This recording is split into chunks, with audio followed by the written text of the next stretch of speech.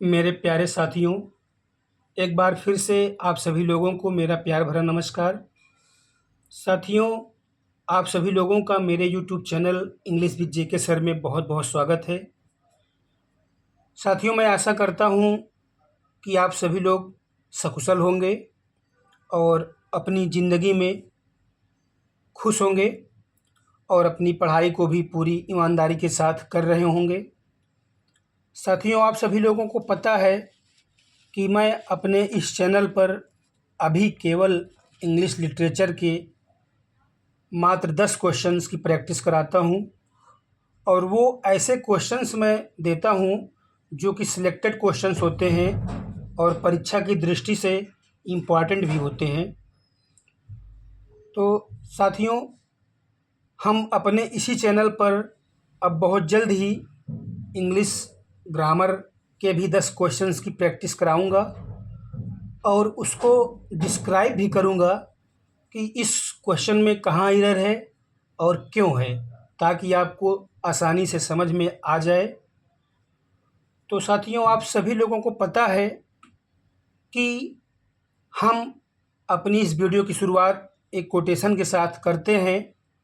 तो साथियों, आज की इस वीडियो में हम शेक्सपियर के जो प्ले हैं उसमें इम्पॉर्टेंट सीन जो हैं उसके बारे में बताएंगे कि किस प्ले में कौन सी सीन आती हैं। तो चलिए साथियों, हम इस वीडियो की शुरुआत एक कोटेशन के साथ करते हैं और उसके बाद हम देखते हैं कि किस प्ले में कौन सी सीन आती हैं। तो कोटेशन है, ये ज़िंदगी है जनाब कई रंग दिखाएगी, ये ज़िंदगी है जनाब कई रंग दिखाएगी, कभी हंसाएगी कभी रुलाएगी, जो खामोशी से सह गया, जो खामोशी से सह गया वो निखर जाएगा, जो भावनाओं में बह गया वो बिखर जाएगा। तो चलिए साथियों, हम आज की इस वीडियो में देखते हैं इम्पॉर्टेंट सीन शेक्सपियर के किस किस प्ले में कौन सी सीन आती हैं। तो शेक्सपियर का पहला प्ले देखते हैं हैमलेट, जो शेक्सपियर की ग्रेट ट्रेजेडी मानी जाती है और यह 1600 से लेकर 1601 के बीच में लिखा गया है और यह शेक्सपियर का सबसे लॉन्गेस्ट प्ले माना जाता है और इसको रिवेंज ट्रेजेडी भी कहते हैं। इसमें एक प्ले परफॉर्म किया जाता है द माउस ट्रैप, जिसका टाइटल होता है मर्डर ऑफ गुंजागो। और इस प्ले में जो ट्रेजिक फ्लॉ होता है, यानी हैमलेट का जो ट्रेजिक फ्लॉ होता है, वो नोबल इनएक्शन या प्रोक्रास्टिनेशन या फिर इनएबिलिटी टू एक्ट होता है। तो साथियों, अब देखते हैं हम इसमें कौन कौन सी सीन आती हैं। तो सबसे पहले देखते हैं ग्रेव डिगर सीन। यह इम्पॉर्टेंट सीन होती है। Grave digger scene act 5 scene first में आती है। दूसरा है nunnery scene, act 3 scene first में आती है। अब तीसरा है द क्लोजेट सीन और चौथा है द फेंसिंग सीन, यानी 4 सीन इस प्ले में आती हैं। तो चलिए अब देखते हैं मैकबेथ के बारे में। तो साथियों, मैकबेथ के बारे में हम आपको कुछ बता दें, उसके बाद इसकी सीन के बारे में बताते हैं कि इसमें कौन कौन सी सीन आती है। तो मैकबेथ यह भी शेक्सपियर की ग्रेट ट्रेजेडी में आती है। यह 1605 और 1606 के बीच में लिखी जाती है और इसी समय गन पाउडर प्लाट भी होता है, जो 5 नवंबर 1605 को होता है और इसकी जो सेटिंग होती है वह स्कॉटलैंड में होती है और इसमें जो ट्रेजिक फ्लॉ होता है मैकबेथ का, वह ओवर एम्बिशंस होता है।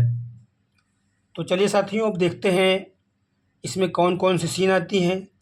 तो इसमें टोटल 5 सीन आती हैं। पहला dagger scene, act 2 scene first में आती है। दूसरा murder of Duncan scene, act 2 scene 2 में आती है। तीसरा पोल्टर सीन, एक्ट 2 और सीन 3 में आती है। चौथा बैंक्वेट सीन, एक्ट 3 सीन 4 में आती है। और पांचवा sleepwalking scene act 5 scene first में आती है। तो यानी हैमलेट में टोटल 4 सीन और मैकबेथ में 5 सीन आती हैं।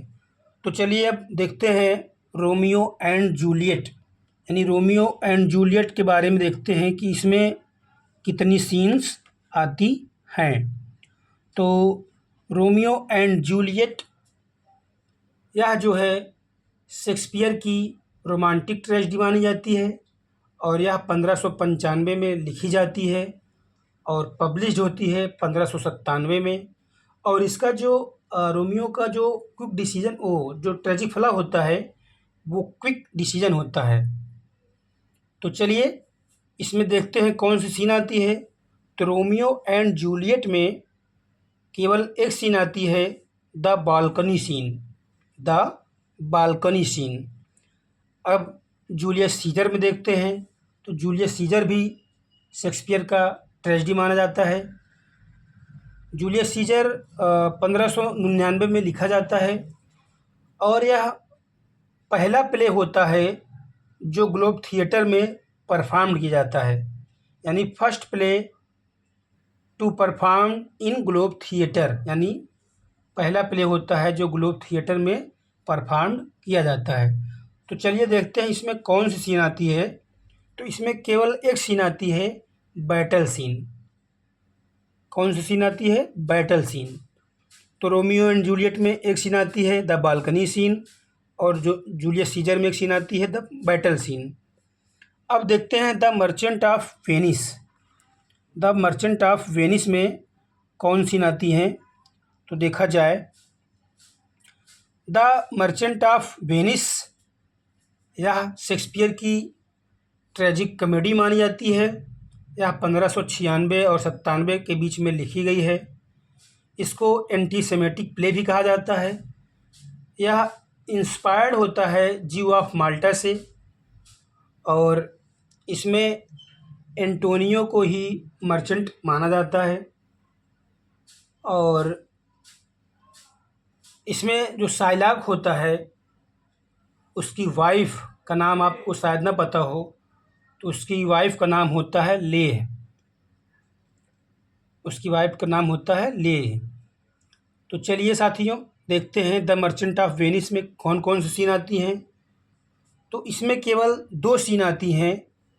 पहला होता है ट्रायल सीन, एक्ट 4 में आता है, और दूसरा होता है रिंग एपिसोड सीन, एक्ट 3 में आता है। तो चलिए और देखते हैं किस प्ले में कौन सी सीन आती है।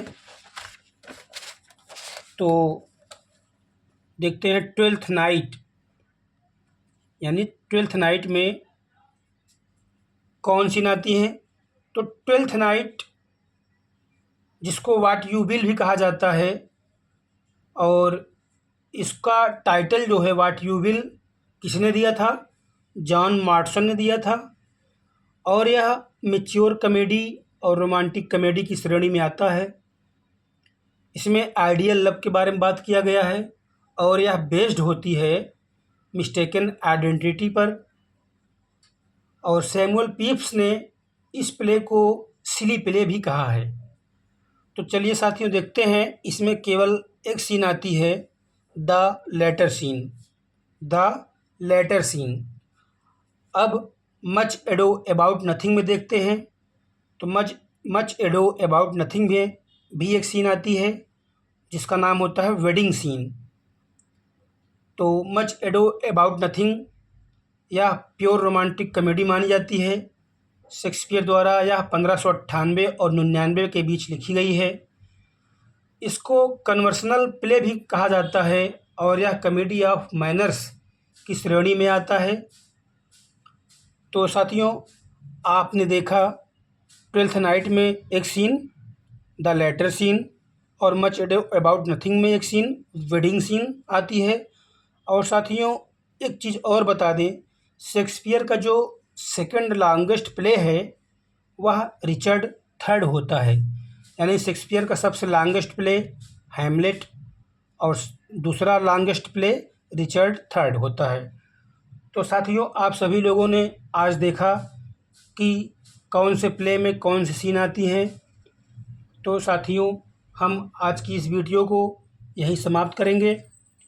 उम्मीद है साथियों वीडियो आपको पसंद आई होगी। अगर पसंद आई होगी साथियों तो आप मेरे चैनल को सब्सक्राइब करिए, लाइक करिए, कमेंट करिए